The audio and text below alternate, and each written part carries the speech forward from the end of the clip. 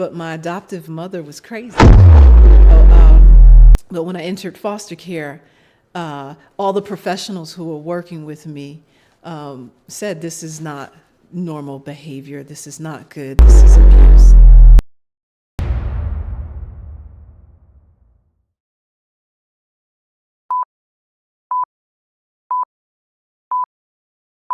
Welcome to the Breakthrough to Purpose, Passion, and Prosperity. Are you ready? Are you ready for Stacey Patton? Because I have Stacey Patton here, and I am so excited to have her here. I'm going to read you a small little snippet of her bio, and then we're going to get down to business and have some real conversations about her life and her journey to purpose. So, Stacey, what I know is that this is your month. Right? Or is it?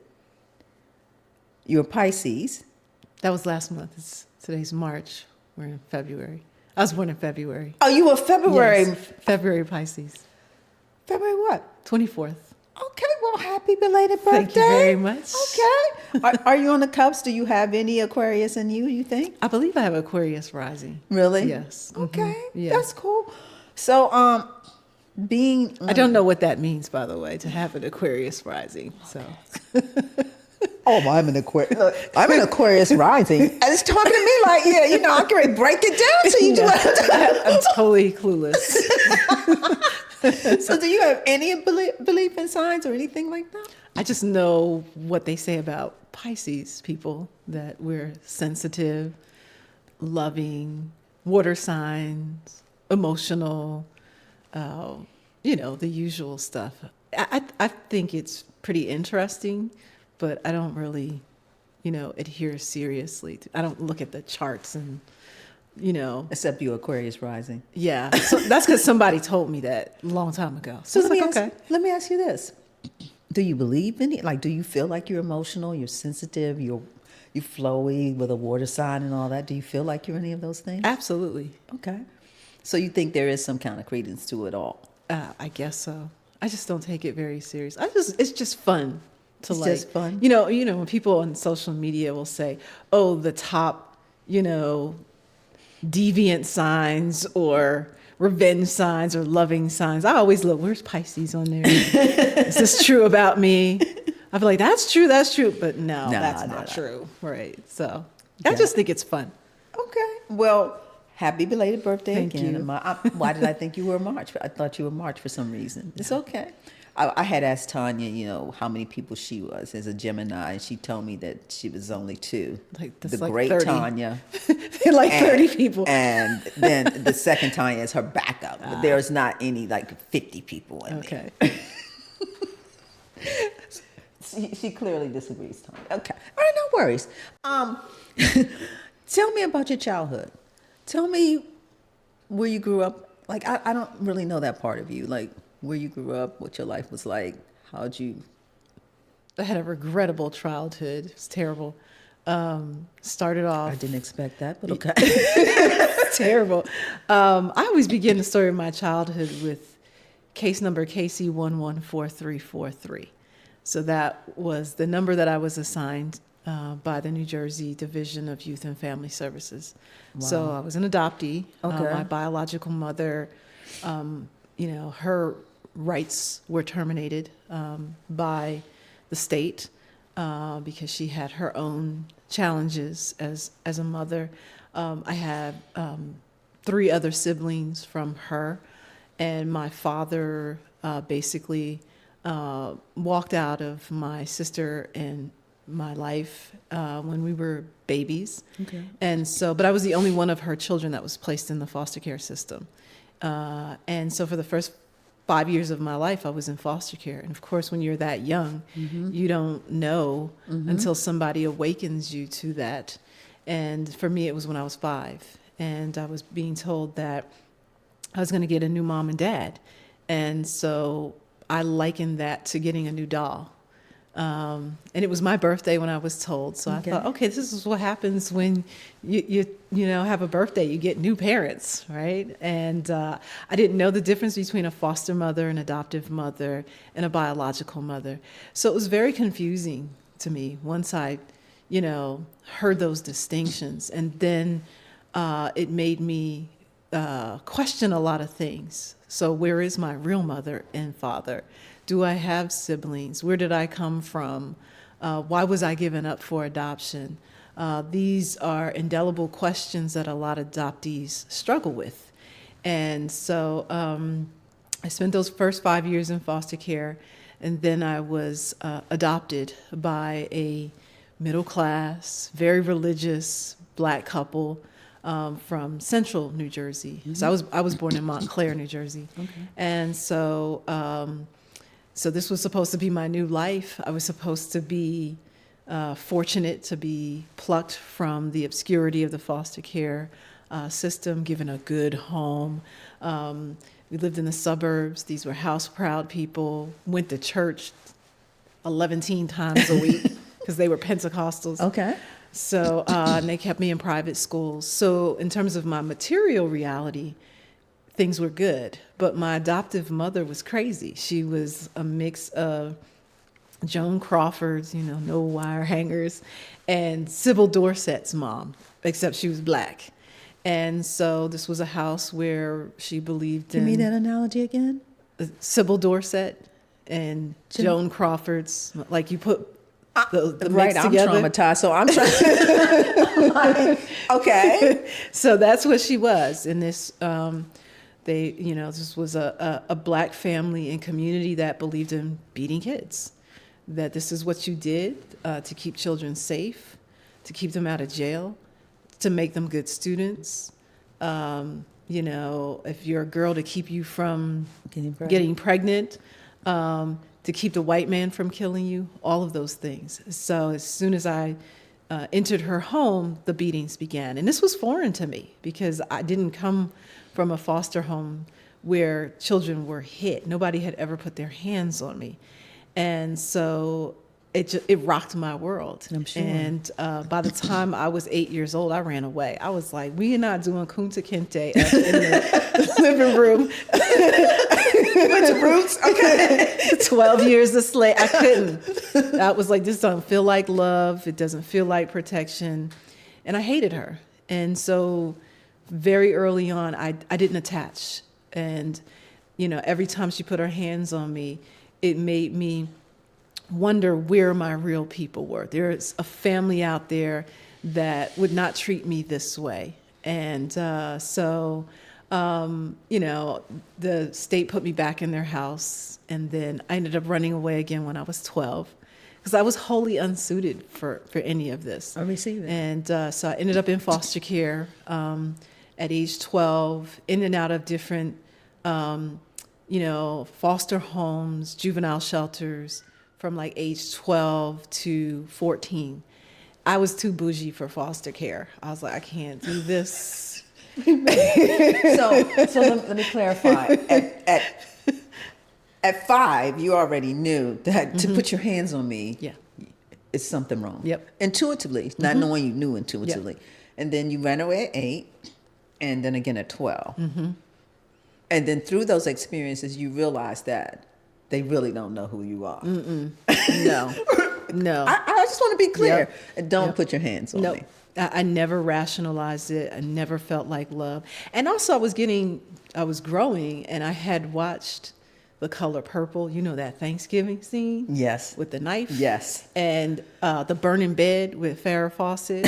And so I was watching all those domestic violence movies as a kid, and I was looking at my adoptive mother like, it's going to be you one day, right? It's going to be me or you. The Menendez brothers had killed their parents. That was for big. Abuse. Yep. And so it was all of that. And so and people were having amped up conversations in the late 80s, early 90s about domestic violence, but people weren't talking about child abuse in this way. Everything in our cultural ecosystem said that this is the right way to raise children. It was in our humor. It was in our religious theology and doctrines. It was in the music. Everywhere we looked, it was like you beat kids.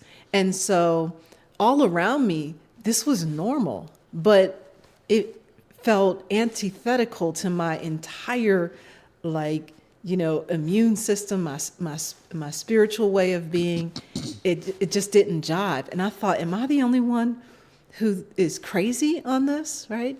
And so, but when I entered foster care, all the professionals who were working with me said, this is not normal behavior, this is not good, this is abuse. And so I was able to find some solace, some safe haven, temporarily in foster care. But like I said, I was too bougie for foster care. And I ended up going to boarding school. So I got a full scholarship to the Lawrenceville School. It's a boarding school in New Jersey, right down the street from Princeton University, and totally changed the trajectory of my life. And there I could be safe. There I was able to, reframe my identity beyond child abuse victim, beyond just, being ashamed for being adopted, because I was ashamed to be adopted. I used to get teased about it. At least my mama and daddy wanted me. I mean, that's terrible. Yeah. And the summer before I entered boarding school, I searched for my biological relatives. I literally stalked the head of the New Jersey Adoption Registry. I called him every week. I was like, I'm gonna call you every week until you say yes to me. And so he finally did a search for my biological relatives. It took a year. And I had a reunion with them at the school.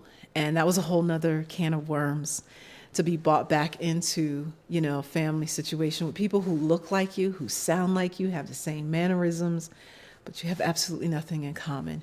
There's no attachment. And so I was trying desperately to reattach to the family that I was separated from. And people don't tell you that adoption is always the result of some kind of loss or tragedy and secrets and lies. And so I finished out boarding school and then transitioned into college. And so that was sort of a summary of my childhood experiences, but I wrote about it in much more depth in my first book, That Mean Old Yesterday. And it was a lot. No, it's so many questions. But first, I got to ask this question first so I can come back into the other questions. So based on all of that, who are you, Stacey Patton? I don't know why I always laugh when people ask that. I'm like, so I'm all those things that often get listed in my bio. Adoptee, child abuse survivor, college professor, journalist, author, and child advocate, someone who worships children. And is obsessed about getting people to treat them with dignity and respect and to see them as the gods that they are. I'm silly. I'm a total nutball. Used to be an athlete. I don't get out and play basketball as much anymore. After 30, your knees. They aren't the same. Like, they don't girl, work the same. what is you doing? Do not die for that ball. So all of those sorts of things in my professional life. Amateur gardener. I just got into that. So I'm getting ready for the next round.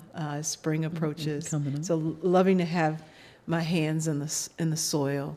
An introvert, someone who is also just very peaceful, and somebody who is striving to be happy on purpose. I received that.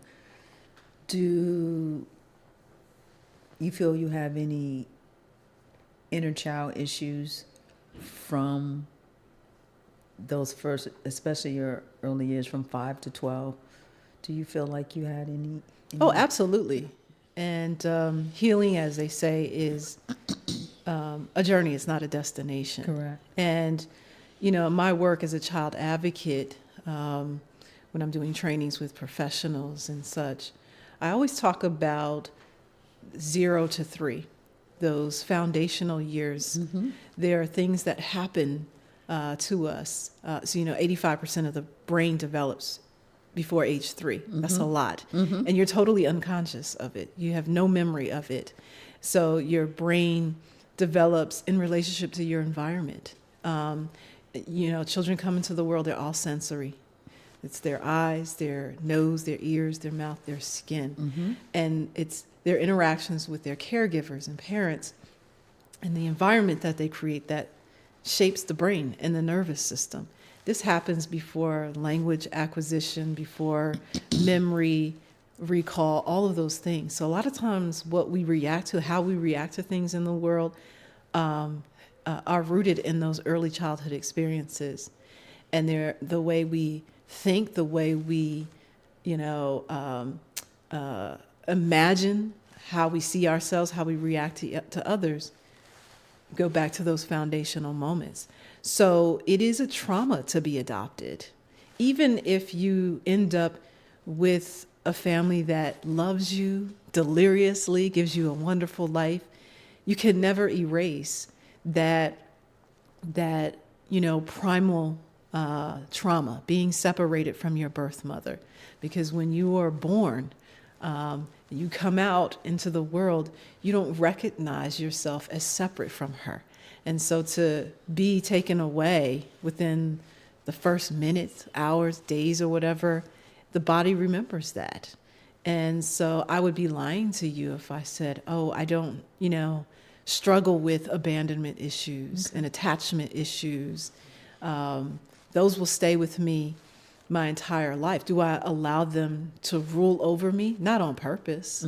Sometimes things come up subconsciously, and I have to be self-aware and sort of step back and say, what is my fear here? Why did I react this way? So it's constant work. It's like gardening. Gotta, root out some stuff, right? Purge some things out and do that daily work. And being a child abuse survivor, when someone beats you or verbally abuses you, you have to disassociate to stay alive. You can't allow yourself to feel everything because you will die, or you'll go mad, or you might, do some deviant stuff, right? Because everybody responds to trauma in different ways. And so I had to make some psychological adaptations so that I could stay alive in that house and, resist in ways that would help me not repeat certain patterns, behaviors, those sorts of things. So yeah, I mean, I'd be lying to say I'm not still challenged by those early childhood experiences, but you know what? I embrace them. I embrace the flaws, all of that.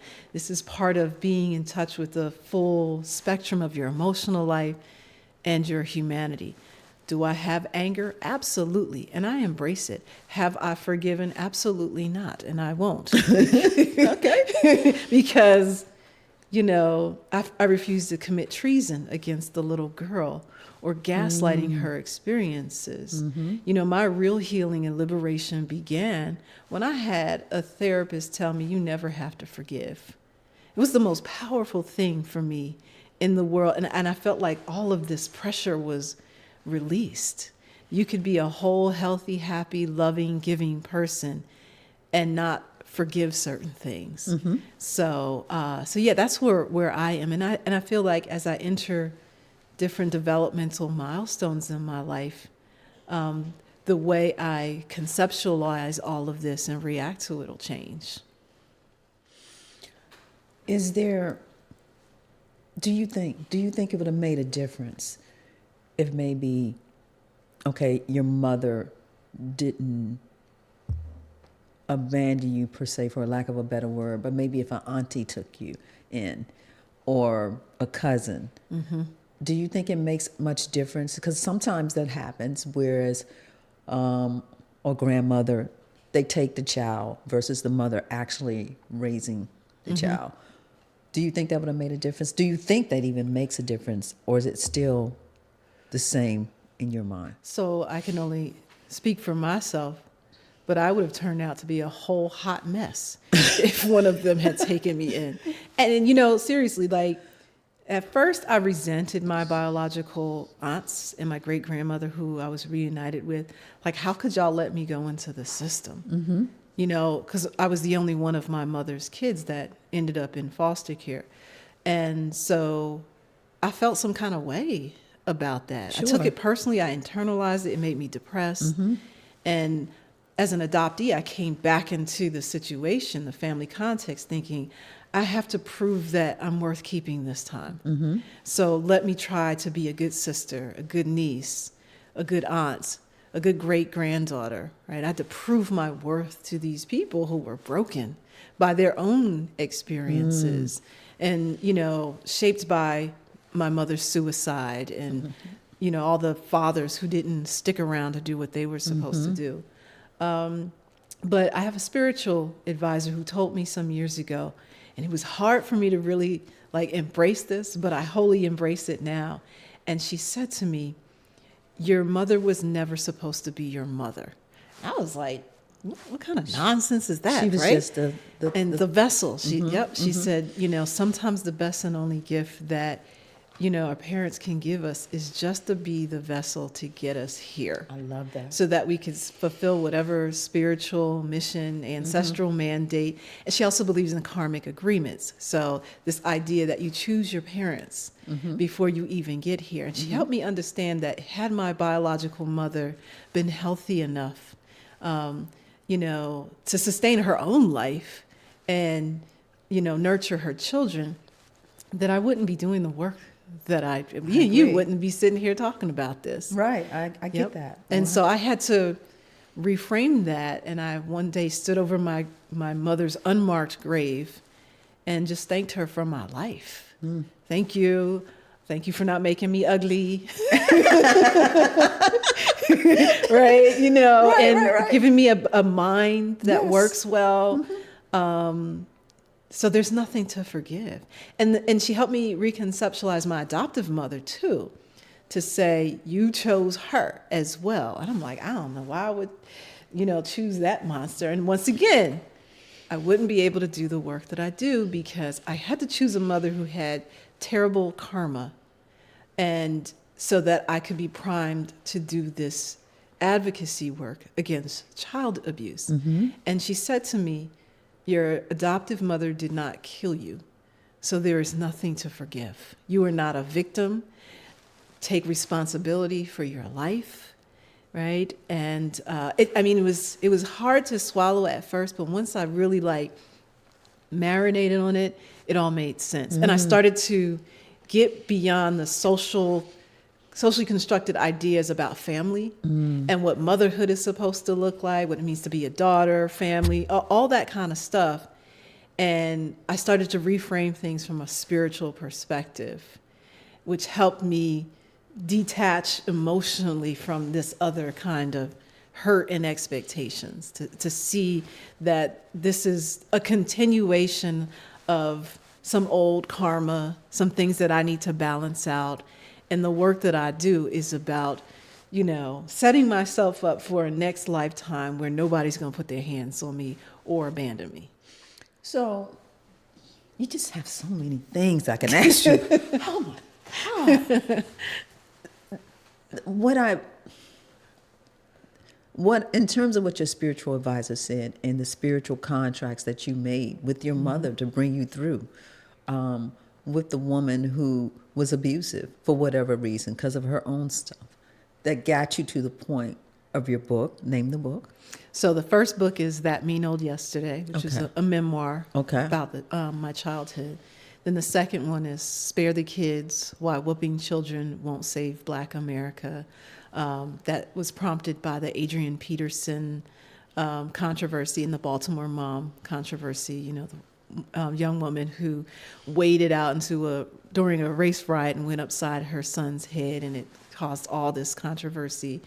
My third one, which is coming out next month, April 23rd, is a children's book, my first children's book called Not My Cat. It was about falling in love with a cat when I lived in Baltimore. And then the fourth one, which is forthcoming, is called Strung Up, The Lynching of Black Children During Jim Crow.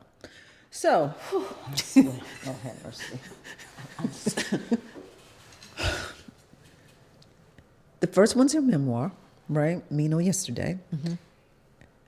Spare My Kids. Spare the kids. Spare the Kids. Now, you get a lot of backlash about that, right? Because you don't believe that kids should be beat and all those kind of things, correct? They should never be hit. Never be hit. Never Under be any hit. circumstance. And so I'm sure that you get a lot from that. And so listening to your story, and if I think about my upbringing, I can only remember having one beating one time by my father. Like, all they had to tell me was that I couldn't go outside and play, and I was depressed. No, we'll punish you, you get out. So, I mean, I can't even imagine, like, what you felt like. And so, give us some examples of some of the things that people say. And do you think beating a child kind of messes with the child as they grow up? Do you think, because sometimes they're not always beatings that really hurt the child. Sometimes they're just beatings and not even, snap on the butt, don't do that, right? So I guess my question is there a line? Is there a thin line between, no, just don't hit him at all? So I hear people say there's a thin line between spanking and abuse, or there's a difference between spanking a child and abusing a child.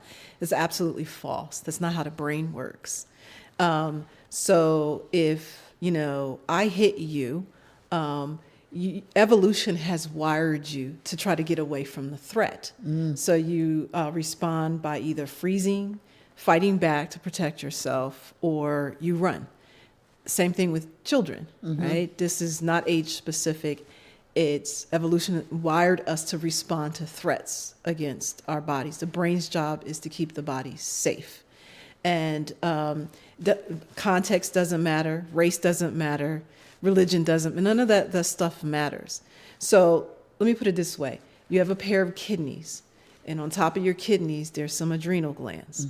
And as soon as you experience a threat, it could be the parent saying, I'm gonna whoop you when you get home.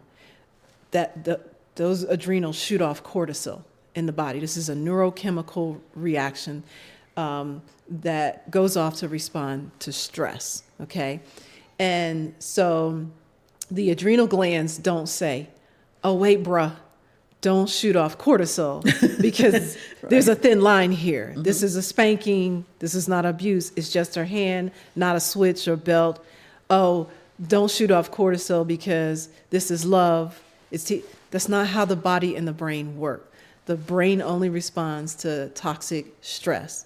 So whether you hit a child and don't leave a mark, whether you hit a child and leave a mark, or if you sexually abuse a child, all three are toxic stress events. All three trigger the exact same neurochemical responses in the child's body, which causes structural changes in the brain, which messes with their cognition, emotional regulation, language acquisition skills, memory, and also can cause shrinkage in the brain. It can mess with their neurotransmitters, so the ways in which the brain sends messages so that things function correctly. It also, over time, causes wear and tear on the immune system.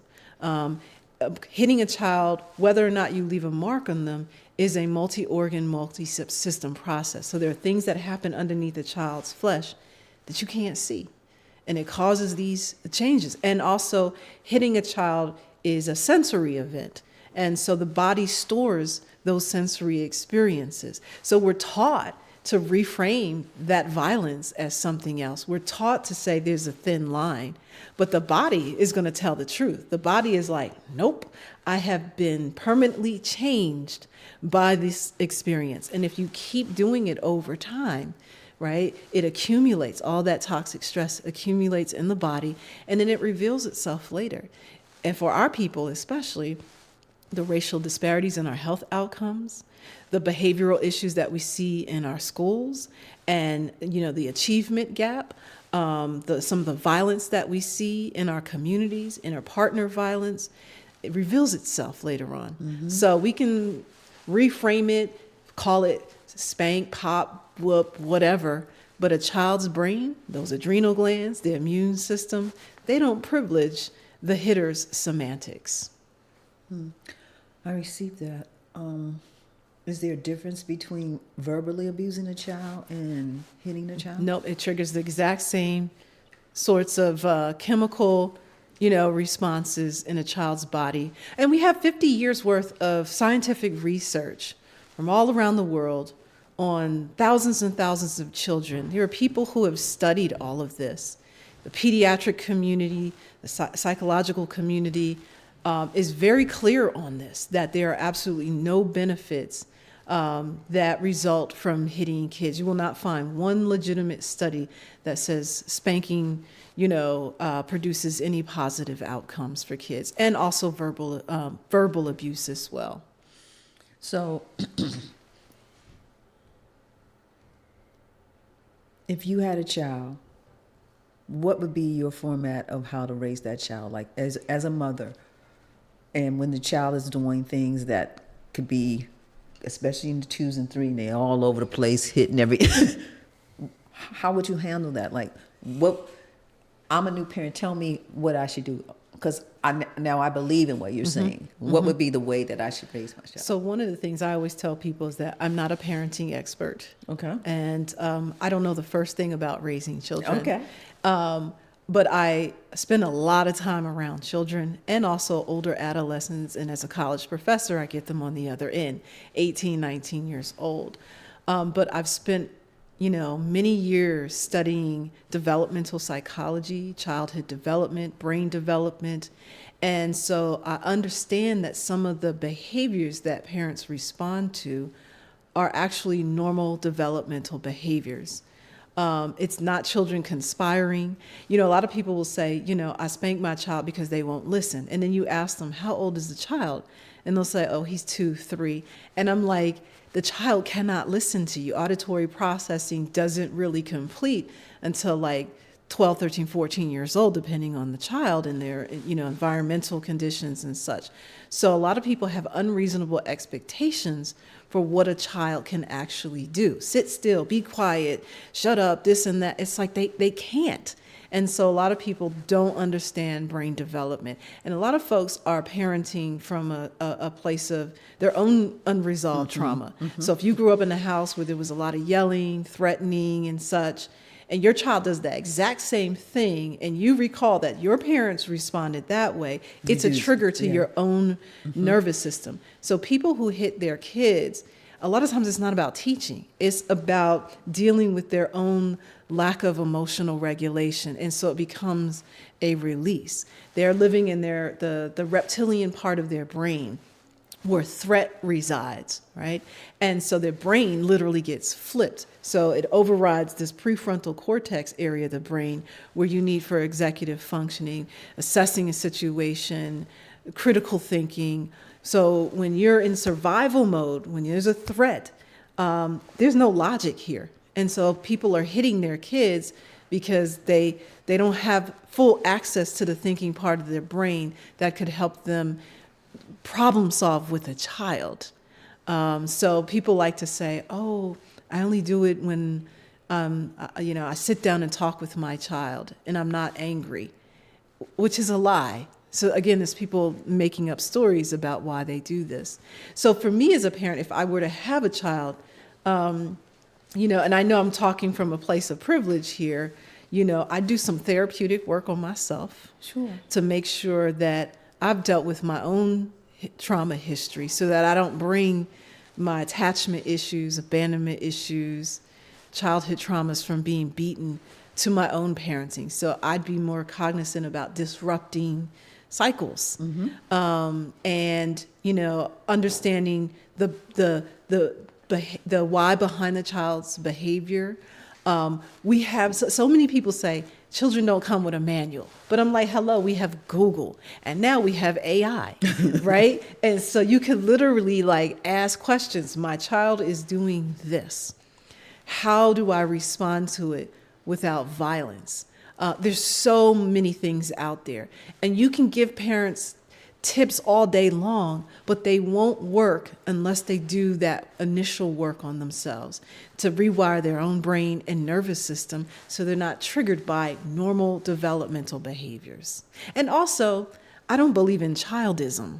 That's a word a lot of people don't know. We know racism, sexism, classism. You don't get those three without first childism, which is these everyday prejudices and biases against children.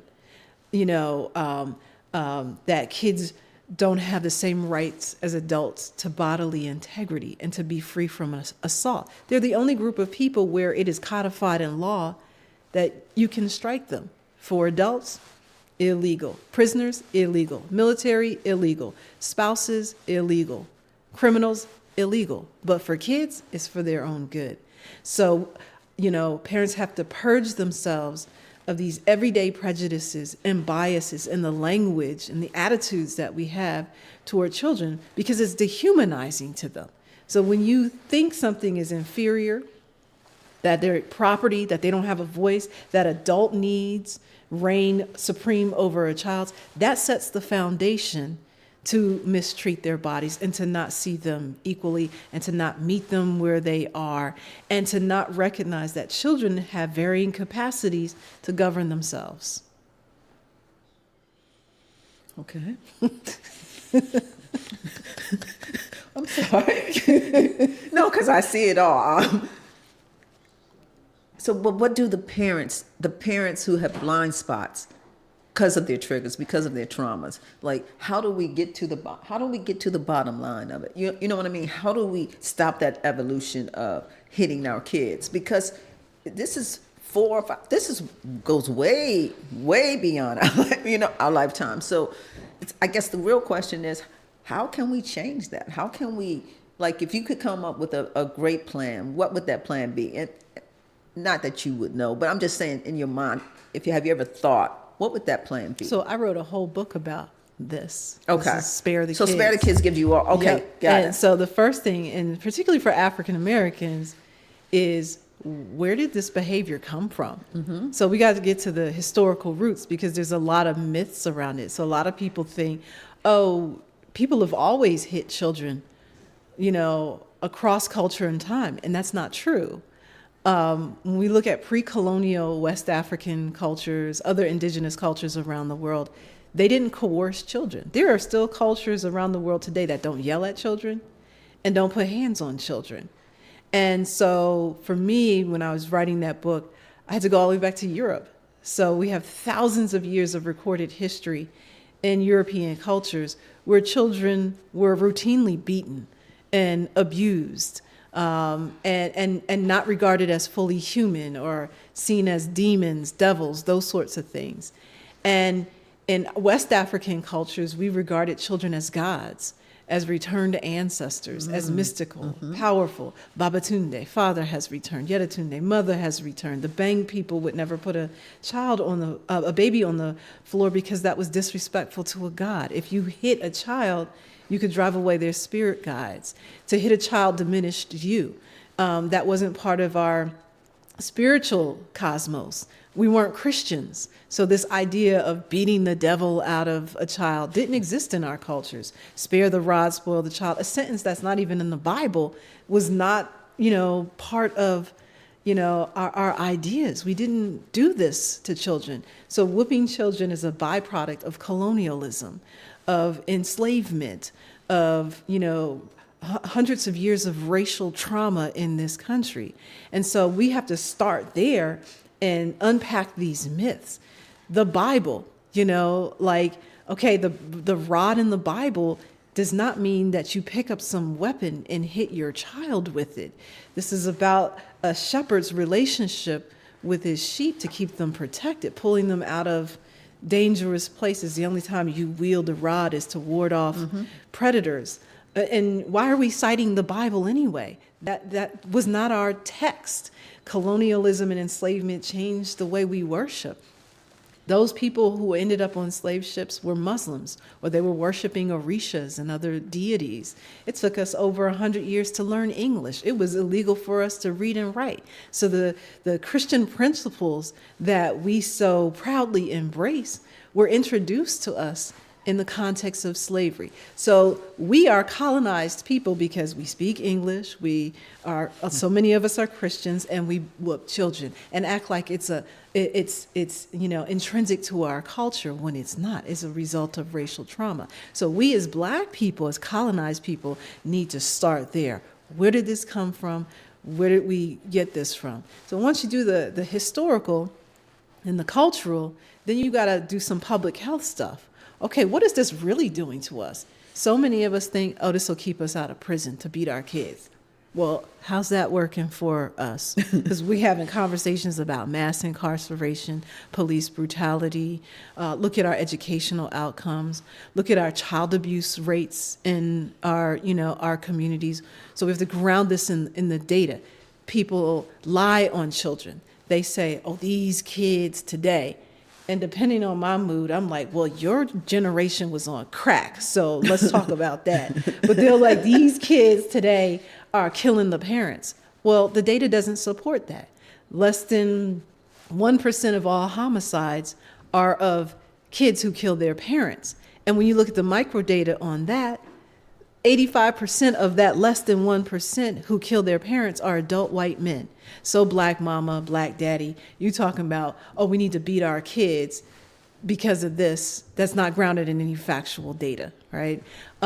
So we got to unpack our humor, how our ministers are preaching about it, our TV shows, Medea, who beats a foster kid in, one of her movies. All of this that tells us, the people who pick up cell phones and shame their kids, giving them old man haircuts, beating them on TikTok, Twitter, World Star Hip Hop, all of that. We've got to look at and unpack we've got to decolonize our parenting. And then you get to the body stuff. So what I do, I just got back, I was in South Carolina, I was in Minnesota and Louisiana last week, talking to different audiences, taking them through this journey and helping them understand their brain and their nervous system, getting under the body to show them this is what it does to us. And this is how it shapes the kind of parents we become. We have to take that full journey and then give people alternatives to do something different. So I know that was a long-winded answer. It's amazing information. I receive it 100%. So you probably already answered this question. I just want to get to it, and then I'm going to ask you about spiritual contracts, and I'm going to ask you two other questions. But this question is, what inspired you to pursue your current path, and are you living a purposeful life? Definitely my childhood experiences, being an adoptee, child abuse survivor, definitely the work that I do, whether it's as a journalist, focusing much of my attention on child welfare issues, race and education, juvenile justice. As a historian, my work, I'm always looking down for children in the archives. Where were they? What were their experiences? And asking, how does our understanding of historical processes get reshaped when we center children instead of adults? People are children first. So the way we ask these big questions about gender and race and other big social issues, can be retold and recast, and we can find different important lessons when we focus on kids. And then certainly the child advocacy work is very obvious in that regard. So yes, I am living a purposeful life. I will spend the balance of my life obsessively centering my attention and advocacy on children. Can you share a personal or professional breakthrough that significantly, I guess truly impacted your journey because let me just say, as I listened to everything you said, and when you told me that your spiritual advisor told you picked your mother, you picked the woman to abuse you, ultimately it appears that everything you're doing, that your life, all those things, but for not those things happening, you would not be, as you said earlier, you wouldn't be doing this. So are there any other kind of breakthroughs or things that have happened that really have impacted you, either in your personal or your professional journey? I think I have a series of moments intellectually, in terms of strategic communication. I'm sorry. No, it's okay. Okay, let me start that again.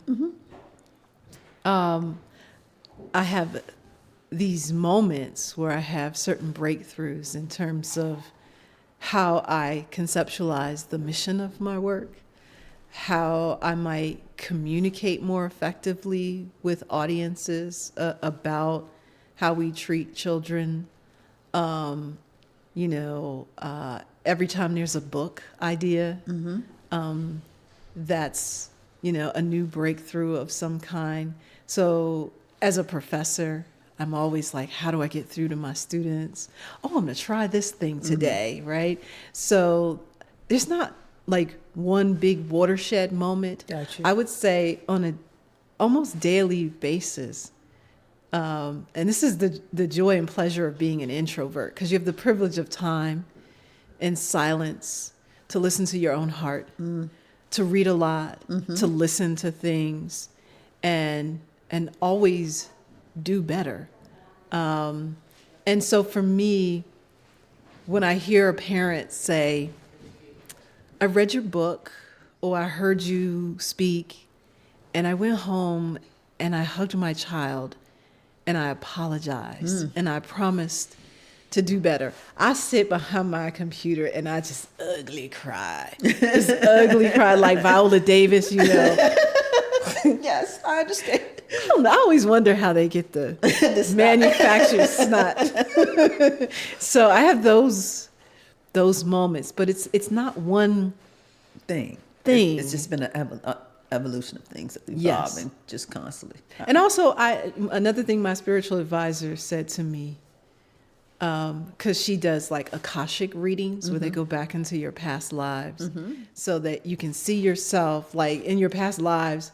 Like I could have been a Chinese man, right? Or a nun or something else, some other iteration of myself.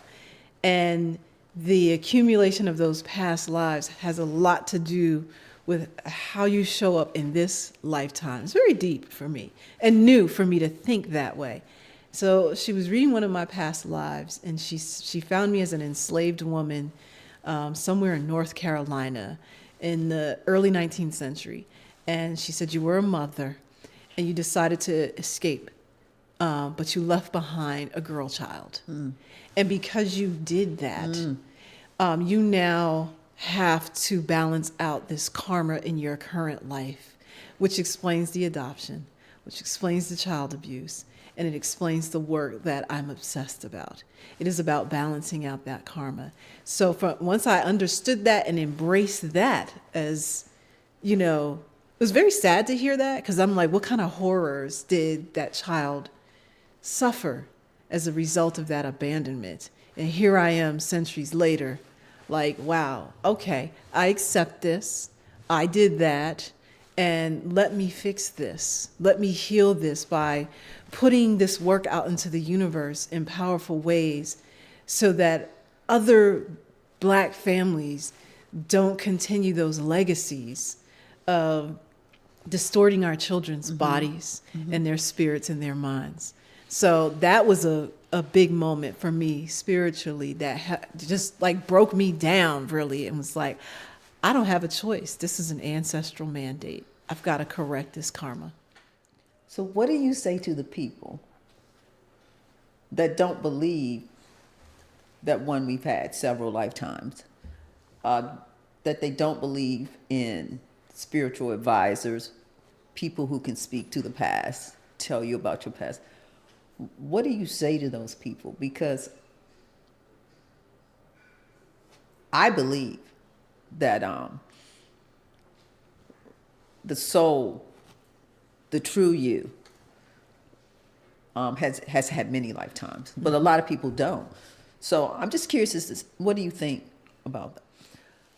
There's absolutely no judgment. Everybody has some kind of framework, whether they're Christian, whether they're, a metaphysician, Buddhist, whatever. What we believe oftentimes is a accident of birth.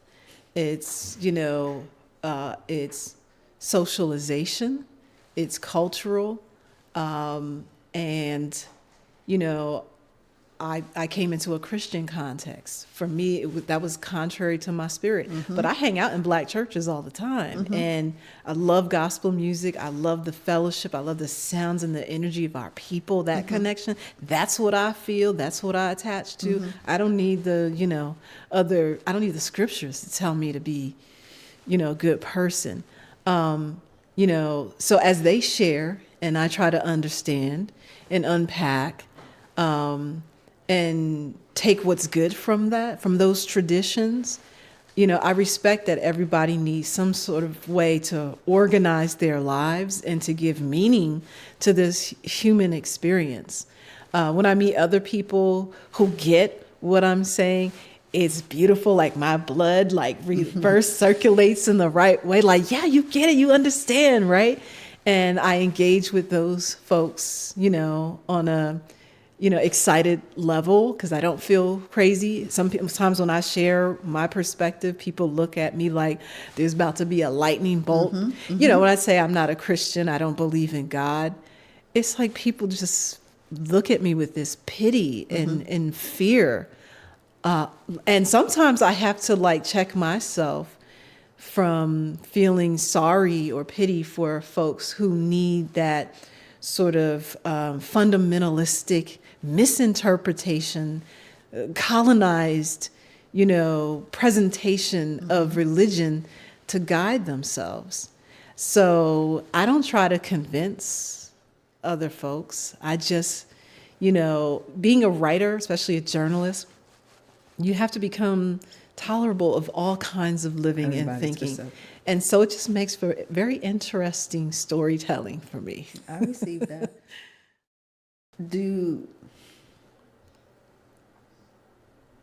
What do you believe happens when we transition?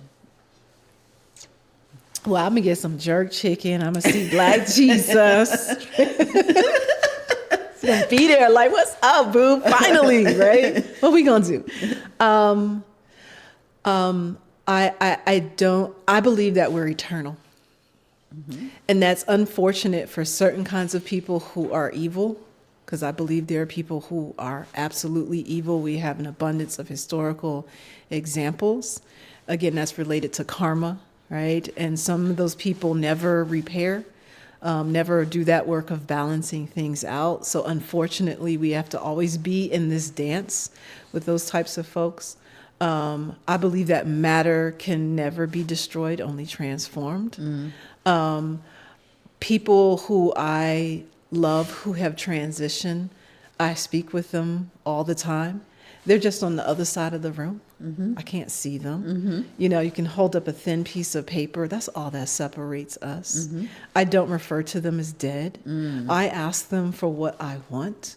Before I get on the stage, I talk to them, give me the strength, the wisdom, the poise, the brilliance. I ask them for what I want, and they supply. So I don't believe there is an end. No. Just because you can't see it, which speaks to faith, right? So in terms of the whole karmic thing, I was listening to something. Are you aware of a gentleman named Myron Golden? No, not sure. So he teaches about building businesses from a biblical perspective. But he had something on his podcast about why evil people are rich, right? And he talks about the separation of, I forget who, one of the sons who went and built his own city from Adam, and another one who stayed in Canaan. And he said The one who did all the bad things, who didn't believe in God and went and built his own city, and they had kids and all of these things, they built a city. And the kids that were part of that, they continue to build a city because them as kids, they learn from their parents and it's evolved. And then, but it's so many more of us who don't believe in the abundance. We kind of are afraid to live. We misinterpret the scripture. And so many things that have happened that's why so much of the world lives in a poverty type mindset, right? And it's not that God is giving them anything more. It's that the indoctrination of where they grew up, right? Yep. So I guess all I'm trying to say is that sometimes I truly believe that I'm this person who believes that everything happens for a reason. I don't care what it is, and we may never understand it. Like even when I look back on the pandemic, I think about how we have transitioned in terms of really work-life balance, not running to the office all the time. People who were with people who they shouldn't have been, those relationships dissolved because now they had to sit in front of each other every day and really hash out whether we can make it or we can't make Do I it. really like you? Right. So, I mean, in terms of that whole spiritual concept, I really do believe that we are all spiritual beings. Whether you're evil or you're good or bad, we're all spiritual beings. And I believe that there's a higher source that's above all of us and knows us all and can help us transcend anything that we wish to transcend. So in terms of why I do this whole thing about purpose, passion, and prosperity, it's because it's like, what is your soul longing for? And how long will you deny it? Yeah. Well, in terms of prosperity, one of the ways that you can easily foreclose a child's potential to thrive, to be prosperous, to achieve their, ultimate cognitive capacity is by degrading them, is by hitting them, is by, wiring their nervous systems to respond to fear, to be hypervigilant, to not take chances, to not take risks, to not ask questions. I had this moment last week when I was teaching my multimedia storytelling students, and they were standing in front of the classroom, they were talking about some of their fears. Like there were questions they didn't want to ask certain sources. They're like, no, that just seemed inappropriate, yada, yada, yada, all that kind of stuff. And I said, how many of y'all were told to be seen and not heard as children? They all raised their hands. How many of you were told to stop asking so many questions? How many of you were told to speak when spoken to, answer when called, to not question adults? All of those things. And I said, none of that makes for good journalism. So this fear that you guys are all articulating right now is rooted in a whole childhood where people conditioned you to voicelessness and fear, to not take those risks. And sometimes when we do these things to children, it shows up, as you said, in that poverty mindset and these other outcomes in terms of achievement, in terms of, believing that we can have the kind of material lives that we have, the relationships and so forth. I mean, that's so true. I mean, and it's not just journalists, it's everything. If you've been told in your life that as a young person that you can't or you'll never amount or you shouldn't, all the things, I like to say we're all adults, but really little kids inside, right? We're little kids living adult lives. Right, still not even subconsciously dealing with things that may have happened to us. Adulthood is a continuation of childhood. Exactly. And childhood is about surviving adults. It's about surviving adults. So I love that, surviving adults. Yeah, it really is. And I'm just really, really grateful for this conversation. It's really put another perspective in my mind of looking at children. And it's really put another perspective from the perception that I want to do community building. And there's so many young people in the neighborhoods and the traumas that they are experiencing and continue to experience. and how they never leave 6 blocks outside of where they live. Yeah, it's true. And that's a very, very horrible, in my opinion, it's just my opinion, to the way to live. It's so much more that God has for them. Yep. And so I want to thank you for sharing. It's been amazing. And my conceptualization of God, it's not this Judeo-Christian thing. God is all around us, every which way. I agree. Because he's omnipresent. I received that 100%. Is there anything you would like to add to this interview that we didn't discuss? Is there anything that you want to share that I should have asked you? No. I'm glad I was able to get you to abandon the cards. Okay. I love this conversation. It was wonderful. And I appreciate you for inviting me on and to share a different perspective, really getting into the spiritual aspects of all this. I received it 100%, and I love that. I'm really big on the spiritual thing. I know that it's helped me in my walk in life. So absolutely, yep. Grateful. Well, thank you again. You're so welcome. Thank you, everyone. I appreciate you listening again to the Breakthrough to Purpose, Passion, and Prosperity. Are you ready? Thank you, and have an amazing, amazing day.